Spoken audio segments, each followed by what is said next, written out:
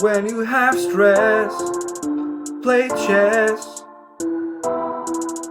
When you fall on your ass, play chess for a real deal, for Christian Seal. Welcome everybody. I just finished my game against the world number 2, Fabiano Caruana, during his Banter Blitz session.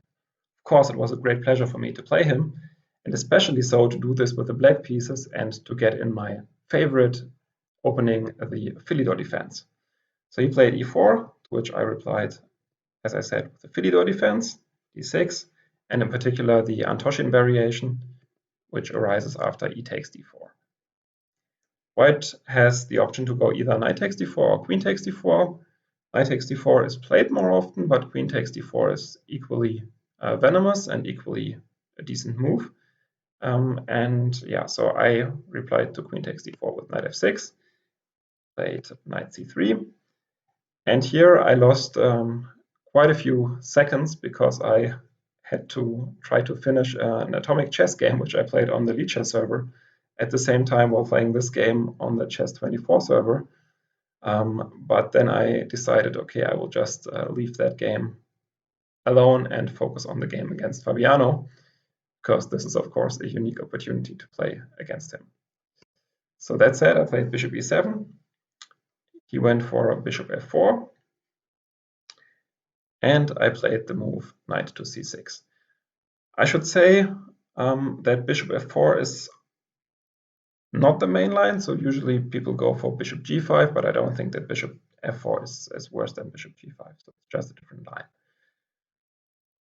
Yeah, after knight c6, he has to either retreat his queen or to go for bishop b5, and I think many people go for bishop b5 and then try to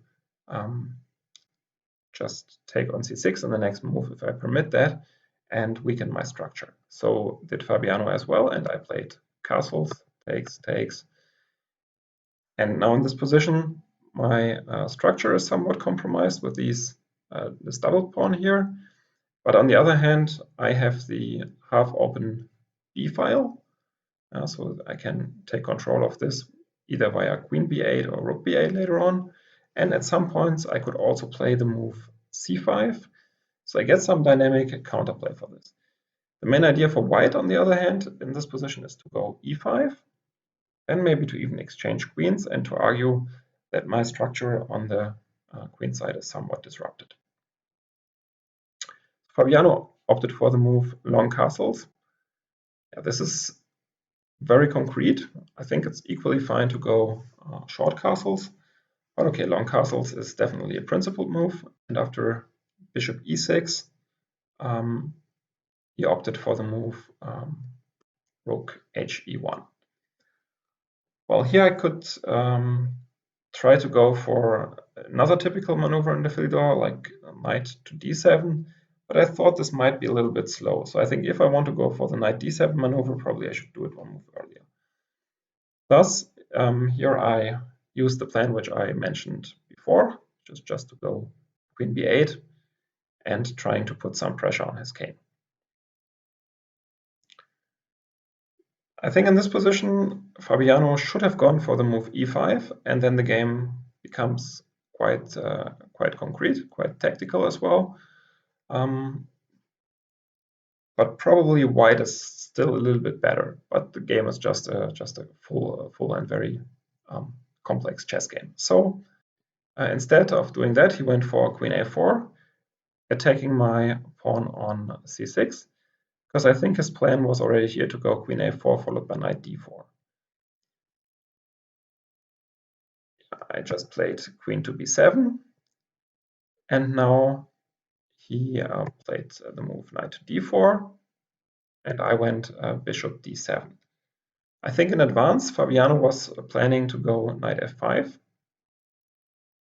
but in the Philidor, knight f5 in these structures is usually not a good idea, because black can then just take on f5 and go rook e8, and now I have the pawn majority on the queen side, and his pawn majority on the king side is not really very mobile, and it's very hard for him to create a passed pawn there.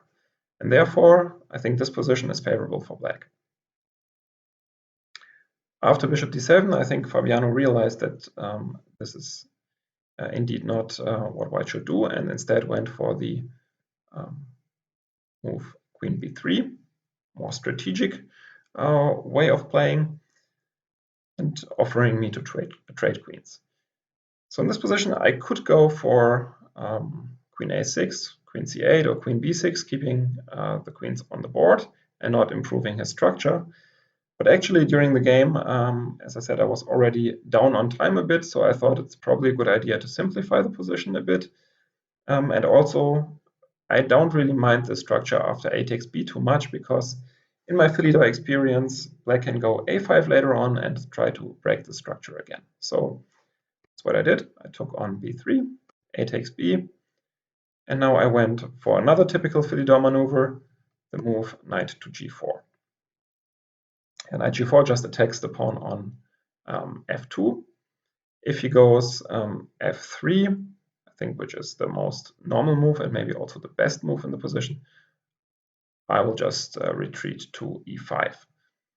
And then, yeah, maybe he can now take and start some tactics with knight b5, and probably he is a little bit better in the resulting complications again.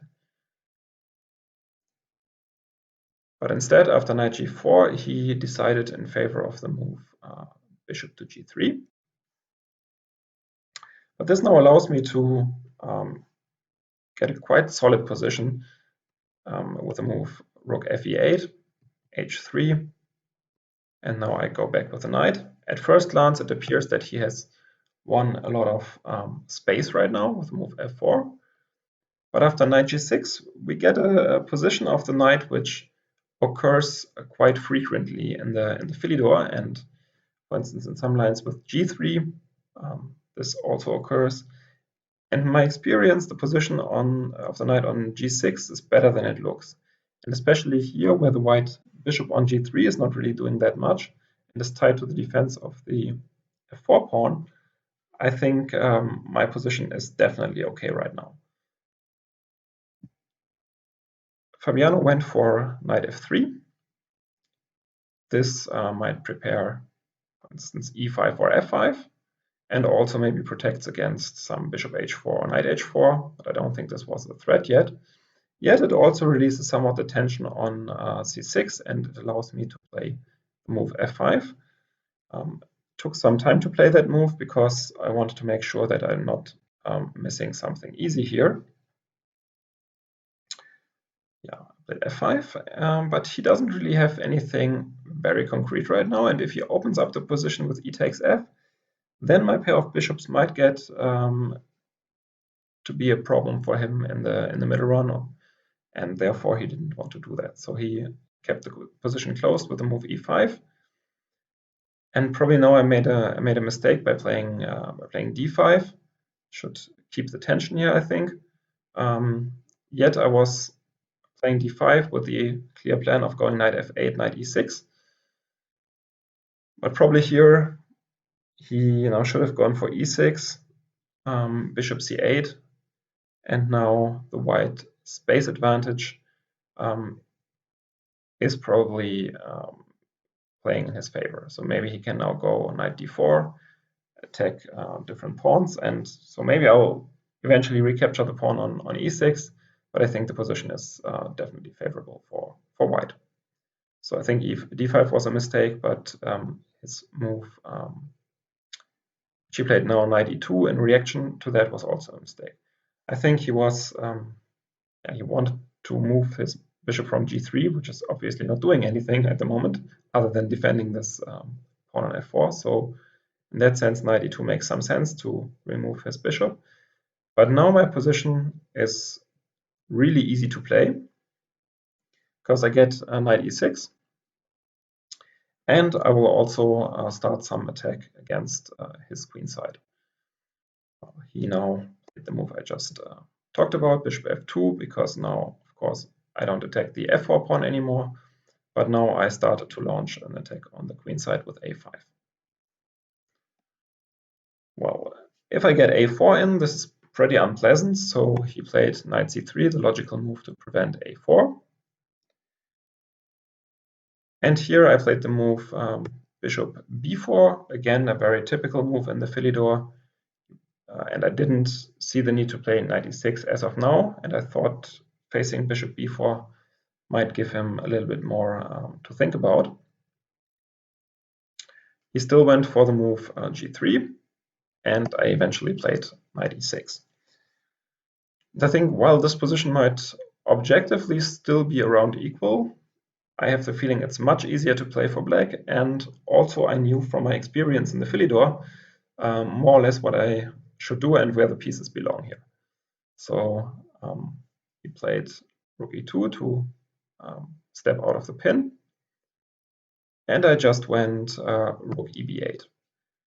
So as I said, this half-open b file is quite important. In particular, I might threaten to take on c3 and go a4.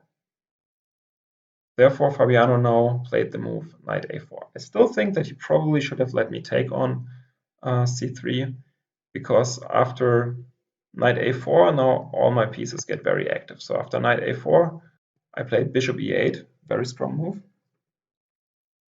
The idea of bishop e8 is just to go bishop h5. And you can see that on this diagonal he has three pieces, and therefore it's very amenable to my bishop, which can move to h5 in the next move. Now he kicked my bishop away from b4, and again, my experience in the Philidor tells me that moving back this bishop is not really a big issue, because now he weakened this pawn on b3 as well. So I was feeling that I was already better here. So maybe objectively the position is still somewhat close to equal, but I felt that this position should definitely favor me. King c2, I played bishop h5, and now it gets really awkward for him to block against these threats. So I think this maneuver with c3 and king c2 now brings his position close to the collapse. And yeah, I think maybe he can now go rook e3, I don't know. But what he did in the game was the move rook d3. And this now invites me to go for a very beautiful maneuver, which I had spotted quite quickly, and the maneuver is to just go c5. He cannot take on d5, of course, because then I can just take on f3. And in the game he went for rook e3 now. I think he should definitely have done this one move earlier. But now this allows me to just go c4. At first glance, this might not seem that bad, but after b takes c, maybe you can take a look which move is now winning for black. And it's the very beautiful bishop e8 back. So this is the kind of dance of the bishops back and forth on its two diagonals, because now this knight on a4 is completely without protection. And if he goes b3, I can just go d takes c, attacking his rook. And if the rook moves, I can just go c takes b followed by bishop takes a4, and I'm just winning. So therefore, after bishop e8, he realized that he's completely busted. And yeah, he went for at least some complications, because by that point we were both pretty low on time. After bishop takes a4 check, he played king b1. I went for knight c5, attacking his rook. Rook d4, and now bishop b3. He has 2 pawns for the piece, but his king is still very weak, so I think it's objectively pretty obvious that he's busted. But in a 3-minute blitz game, of course, he can still try to muddy the waters a little bit with the move d6, which happened. I take, and he took back. And now after bishop f6, he played the move knight to e5. Yeah, I went for knight a4, trying to attack his king, and he played the move d7. Still, as I said in the 3-minute game, this is a little bit unpleasant, yeah, now I should have played definitely something else, for instance, maybe rook d8 just. But I went for the move bishop e6. Let me mention that the rest of the game is not really of any educational value anymore, because it's just two players blitzing out moves in time trouble. But up to here, I think I played, for my standards, an extremely good game. And yeah, I'm very happy with that. So I played bishop e6. This blunders the knight on a4, but he also didn't see it, or maybe already almost pre-moved the move rook to e2. I took on c3 with check, so I win now another rook. Knight takes e2, played rook d6. I took another piece, and here I'm just so much material up that I can even allow to just play rook d8. He took on e6, and I played rook takes d7, with a just completely winning position. He went rook d6, check, takes, just a clear rook up now. But the problem was that I had lost a lot of time in the opening because I had to play atomic chess on the other server, which is really a pretty stupid way not to beat the world number 2 in the end. So that's a fun story nonetheless. So after rook d8, king c4, rook c8, e6, takes. Yeah, now it's just total time scramble. Rook e8, king b6. Black is winning. The computer shows that it's mate in 11 actually, which is of course pretty obvious that black is completely winning here, but I lost the game on time because using the touchpad plus giving away the time in the opening just proved way too much. Yeah, still, thanks a lot to Fabiano and to Chess24 for offering this unique opportunity to play against these world-class players. Even if I lost the game on time, I'm very, very happy with the game. I think there were some very cool maneuvers, especially this bishop dance back and forth on the h5 e8 diagonal and e8 a4 diagonal was really pretty. And yeah, I hope you enjoyed the video. I hope you liked the game as much as I did. Thanks a lot for watching, and hope to see you soon. Bye bye.